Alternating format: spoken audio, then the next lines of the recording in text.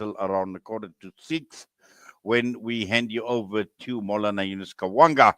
And we kick off this afternoon taking a look at the Minister of Sports, Gayton McKenzie, and his office has put out an advert for a position of a parliamentary and cabinet support officer.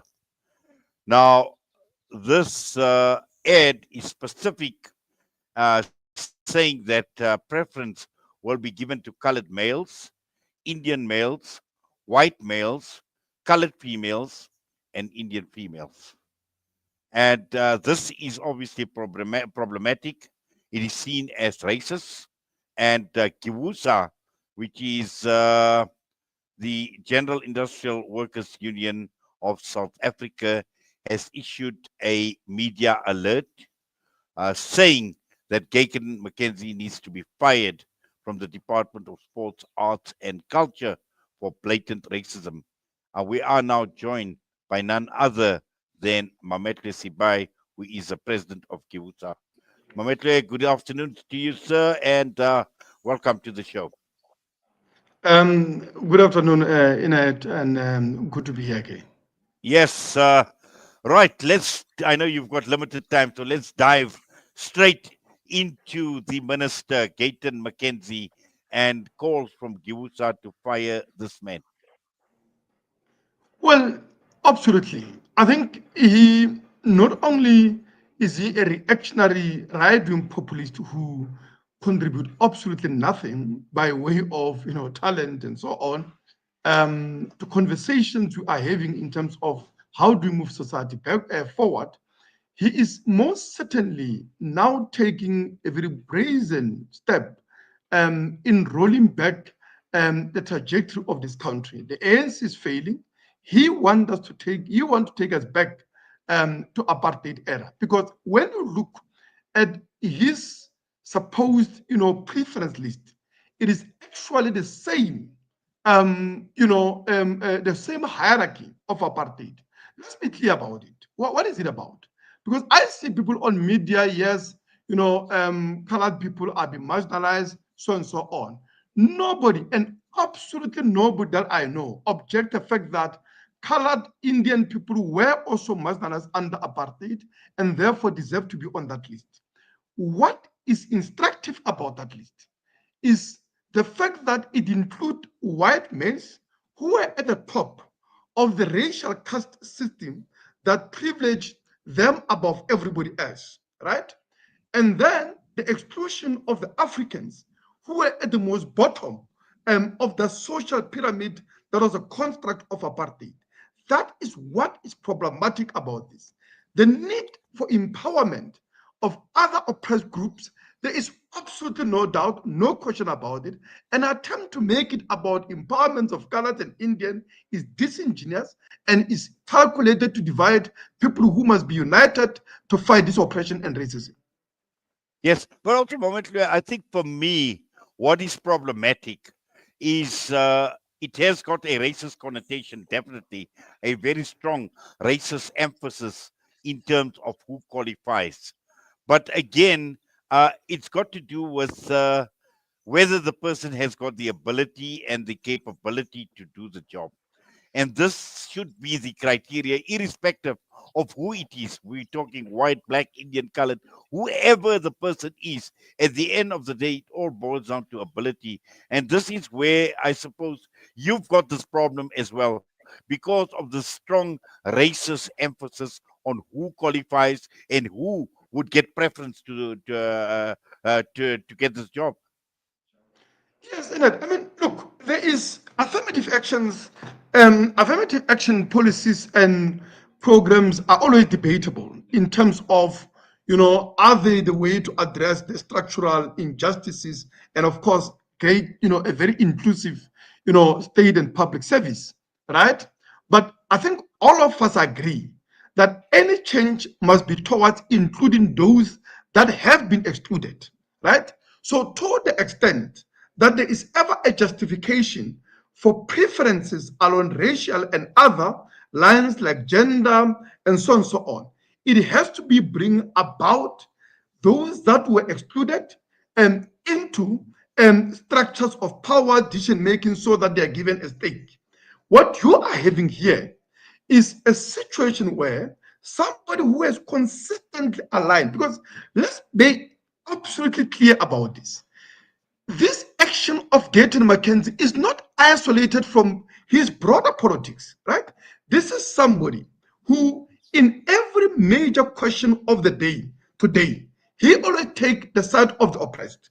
He is a regular a fan of Orania, where black people are not even allowed to be there. You can check that out in media.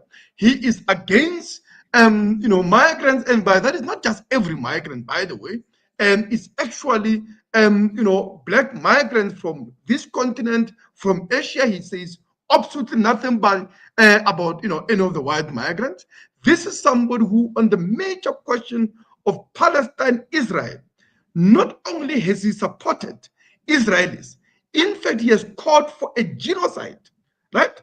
A genocide against Palestinian people in a way that no any other Zionist that I know, not even a Jewish board of deputies, have called, right? So you have somebody who is basically just anti-oppressed, just anti-black people, and anti-progress.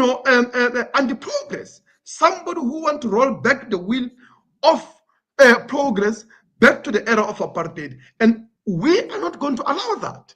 That must be absolutely clear. There must be absolutely no question about it, because if we do allow this, it will set a wrong precedent. The moment you now have affirmative action that is calculated to empower white males over African majority, what does that even mean? How are we different from Donald Trump? Why would we even be questioning Donald Trump? Because people are angry about Donald Trump, but here you have a government department that actually is doing that in a democratic South Africa, guided by a constitution that mandate all of us to engage in redress based on inclusion and equity and justice for those that were excluded and for those that are marginalized. Yes, but also, Mametlwe, I think what is important to understand is how is the ANC as a majority party in this government of national unity going to see how, what has actually happened and how this advert has actually been placed. And it's very interesting to see how someone like even the President Cyril Ramaphosa, would be reacting to one of his cabinet ministers putting out an advert like this. Well, the thing is that this is very treacherous. And I think I've said this before in this and many other platforms where you were there. It's treacherous. And let's understand what this means. The very fact that the ANC, when they were spoiled for choices in terms of coalition partners, opted for a more right-wing coalition, not only of anti-working class neoliberal parties at the behest of the market, but most importantly, included in that cabinet, unrepentant xenophobes, unrepentant racists, unrepentant Zionists of all types.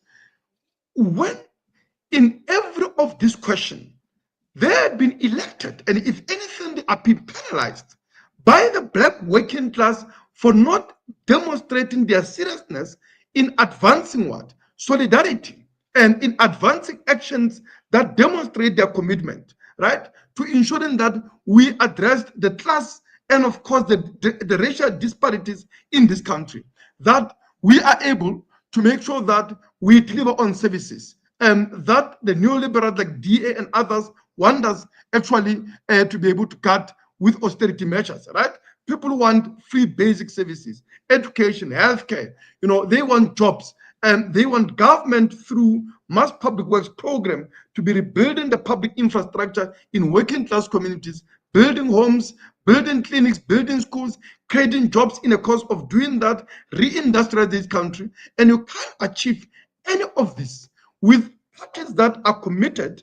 They are unashamedly pro-apartheid, for that matter. Many of those parties, when you look not only at the likes of Gayton McKenzie, but the likes of Freedom Front, these are people who says there's nothing to apologize for about apartheid. They want continuation of the white and imperialist monopoly over the economy, over the minerals, over the land in this country, to the exclusion of the vast majority of the people in this country. So the ANC, whether they cry foul on this or not, for me, this is a direct consequences of their betrayals, of their treachery, and the choices that they've made, consciously and aware that these are anti-democratic forces that are committed to rolling society backward to apartheid lager. Yes, and just finally, Mametlwe, I know you've got to rush.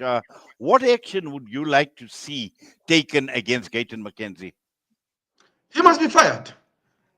He can't be in this cabinet. What he has done is a brazen violation of the basic constitutional framework of this country, the commitment to non-racialism. This is just blatantly racist, and I think this is a man that consistently attack the most oppressed. There is, I mean, you have heard now. He says that now that PEPFAR and USAID has been called out, let's ban all the migrants from the hospitals and so. We will not let Gayton, right, get away with the fact that he wants to see Orania being South African. He has said that in so many words. We simply can't allow that kind of society here. And the sooner that the ANC get him out of power, out of that government, the better.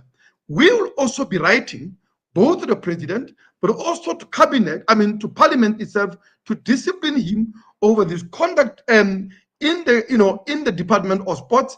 That is the role of the executive, and that is where we're going to petition the president, but also we'll be approaching parliament for a hate speech that he made. But failing this institution to act, we'll also be approaching courts and other platforms to ensure that justice is done. Well, Mametlwe, thank you very much for that. And as always, for your time with us right here on Sala Media. We thank you for unpacking what you have, and all the best to you, sir.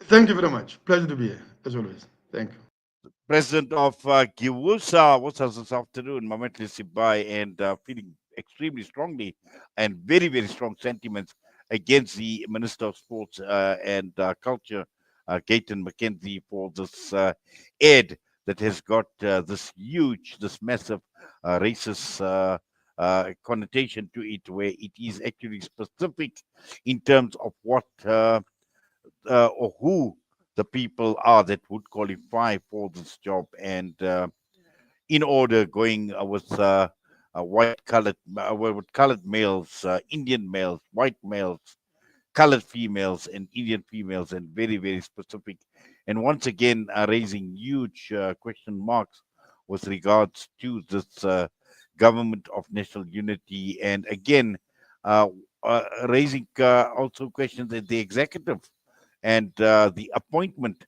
of people like Gayton McKenzie to cabinet positions, as Mametlwe said, that someone who has always gone against the oppressed, someone who supports Orania. We know his thoughts about the people of Palestine, openly calling on for wiping out the people of Palestine as well. So all of this actually put together tells us that definitely we have got a problem still with this government of national unity. And with that, we're going to go for a break. And when we come back, it's going to be voices out of Palestine once again this afternoon, together in conjunction with the Palestine Solidarity Alliance and our Palestine Hour. Once again, looking forward to a very, very interesting discussion this afternoon, as we will be doing throughout the month of Ramadan, from Monday to Friday at around 4:30 p.m. right until 5 p.m. So stay with us. Don't go away. We'll be back.